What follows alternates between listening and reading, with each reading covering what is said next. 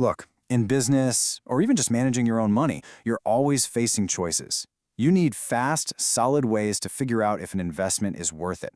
So today, we're going to break down one of the most basic tools for that job, the annual average return, or AAR. Let's dive in. Okay, so picture this. You're a manager. Two different project proposals hit your desk. They both seem pretty good, but you've only got the budget for one of them. How do you make a quick call about which one is likely to be more profitable? This is exactly the problem AAR was made to help you solve. So here's the game plan for this explainer. We're going to build this thing from the ground up. We'll start with what AAR even is, then we'll walk through the math. After that, we'll see how it's used in the real world, stack it up against other methods, and finally, figure out where it fits in a pro's toolkit. All right, first things first, what exactly is this thing, the average annual return? At its heart, APR is a super simple but really powerful idea. It just tells you the average percentage you earn back each year compared to what you first put in. And the key thing to remember is that it's the total picture. It doesn't just look at whether the investment's price went up. Nope. It also includes all the extra cash it might have spit out along the way, like dividends from a stock.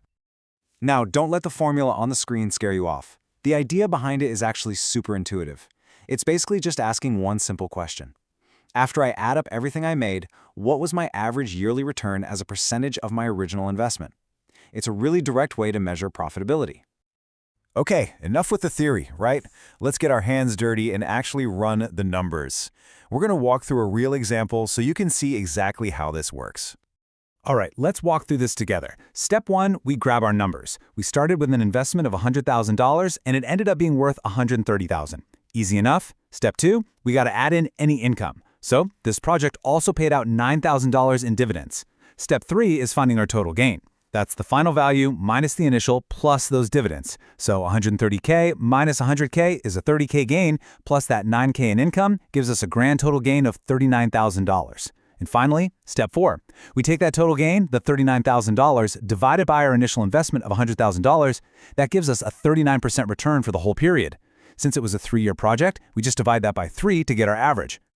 And boom, 13%.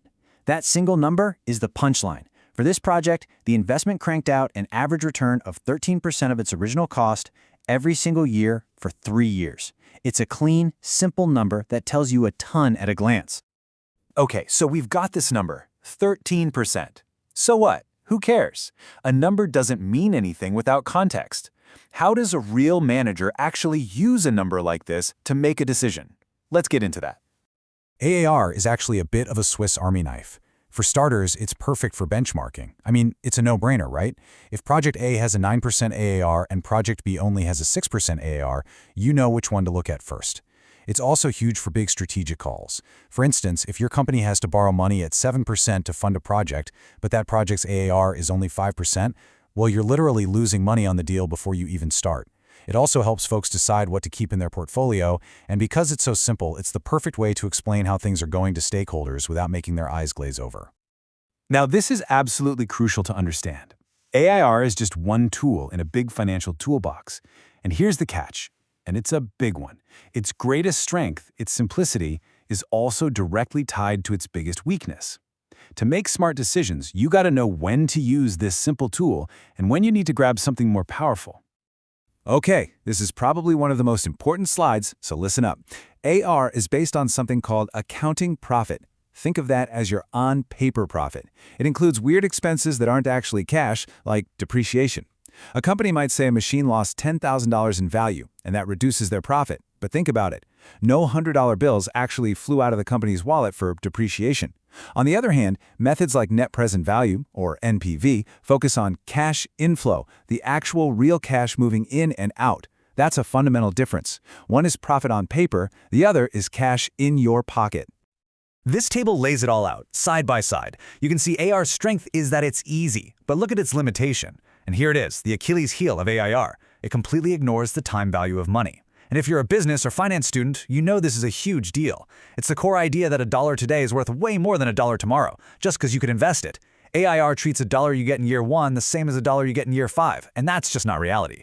That's why tools like NPV are the gold standard. They account for this, giving you a much truer picture of value. So you might be thinking, wait a minute, if this thing has such a massive flaw, why are we even talking about it? Well, because in the real world, it plays a really smart strategic role. It has its place. This phrase on the screen? It's perfect. AAR is the first gate, not the final destination. Think of it like a bouncer at a club. AAR's job is to stand at the door and do a quick check. It quickly filters out the projects that are obviously a bad idea, saving the company a ton of time and money before they bring in the heavy-duty tools like NPV for a full analysis. And you can see exactly how it fits into the whole process here. It's used right at the beginning, in that screening stage, for a quick profitability check. Then, the more complex tools take over. But check this out. Look where it pops up again, right at the end, in the performance audit. After a project is done, you can calculate the AAR with the actual numbers to see how close you were to your original guess. It's a perfect bookend. You use it to look forward, and you use it to look back. All right, let's boil it all down. What do you absolutely need to remember? 1. AAR is simple and intuitive. 2. It's great for explaining performance to people who aren't finance gurus. 3. It's your best friend for a quick first pass at investment options. And 4. The big one, never forget its main weakness. It totally ignores the time value of money. And that leaves us with one last big question to chew on. AAR gives us a nice, clean, simple answer. But as we've seen, that simplicity means we're ignoring some pretty important details, like timing. So the real question you have to ask is that easy answer worth what you're giving up by not digging deeper? That's the trade-off every analyst and manager has to make. Something to think about.